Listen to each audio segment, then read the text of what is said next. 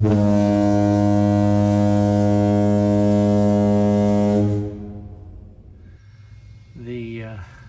mast, after we got a couple of coats of epoxy on it and we finished sanding first, and it did come out looking very, very round. And there's the slot in the bottom and the little hook up there in front that helps you walk the mast up and to stand it up. But like I said, it came out round. The belt sander turned inside out on the drill, worked real well. And here we have the mast partner. This is what fits up inside the slot there on the bottom of the mast. And then it's got this little rounded over part, like I was saying, to help you walk the mast up. Okay, we're making more cleats today for the Tiki. Some of them are going to be for some of the lines that are coming down from the mast. Some of them are for the main sheet coming off the Traveler, where we can tie off the Traveler or whatever. But the 3 stages, once again, we did a profile with this on the side here. Then we did a profile with just the bottom here. And then we did the profile of the top on the other side. So comes out pretty well. I'm happy with it. They're keepers. Okay, we really haven't been on vacation or anything. And we really haven't been working too hard either. Have we? Well, we have, for us. 1 or 2 hours a day every other 2 days or something like that. Anyhow, some of those small projects that you still have to do are things like drilling the stem here for the bow eye, which you've got to do this on either side, either hull. This is the starboard side. Yeah. That's the port side over there. For the bridle that we hook the forestay to in the middle. And that's what helps hold the mast up. Okay, we also, if we move over here, you see that little cleat? Yeah, go over there, Vanna. That right there, we've done that on all of the pads here for where the lashings go.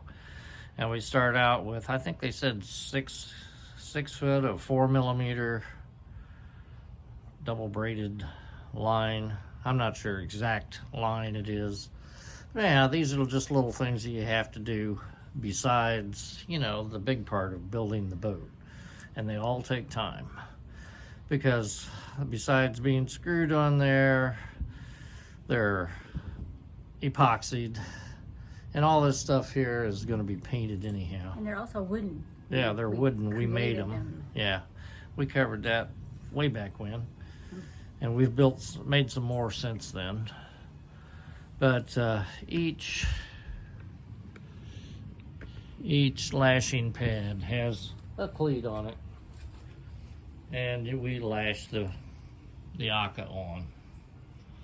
And yeah, the crossbeam. Aka crossbeam. Yeah. Same. Okay, in addition to some of the other smaller projects we have these blocks here that we put on. We'll slide the side deck in here. On the other side right there in the middle will be the center portion of the deck. And this will be above the deck, so it'll help hold the deck. So in case there's a wave that comes and crashes up underneath, the deck's not going to rise past that block. And also down here on the beam, in this position, we're going to have it here. It's a little toggle so you can put it on and off. So to turn it so it locks the deck in position there too. Down here, and we've got this block here, we've got one here, one on the other hull, and then one up forward as well, right there. And here, this is like the track that you'd use for the jib. It's So the adjustable jib lead.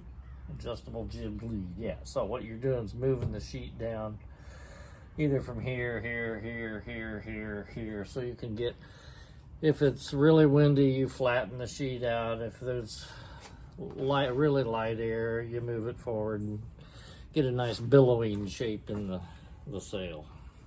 That's the point of that. And let's see. Oh yeah. In the middle, well, let's go for this and it's closer. In the middle, it's another block. This is where the center deck will go. And we've got another one of those little toggles that goes on here, but this keeps the center deck from rising up. And on the forward Aka, we've got another one of those. Side deck over here, same deal as over there. Now I'm going to assemble it, and I'm not going to show you the toggles on because I don't have a drill with me. And I almost forgot. This is one of the side decks. This is the starboard side deck. In any case, these weren't called for in the plans, but we put another block here. This portion here is sitting on the center portion of the deck. And then out on the far side over there, we've got another one. And then up here in front, we've got one and another. You're looking at the underside of it. Yeah, the underside of the deck.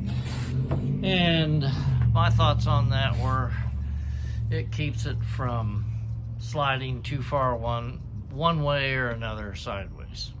So yeah, it's just a little more security for me. Okay, the deck is assembled and sitting on there again. Here's these blocks that I was talking about on the side decks that are there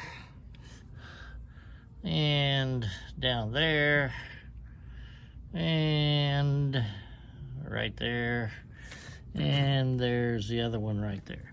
And you see they limit how far over the deck could slide sideways, which, like I said, it gives me a lot better feeling of security. Okay, and that hole there is where the traveler for the main sheet's going to go. And it'll be rigged across to the other hull. And this is the block up on the deck. And the adjustable jib lead thing. And the other one. Get up there. I believe I showed you the mast step, right?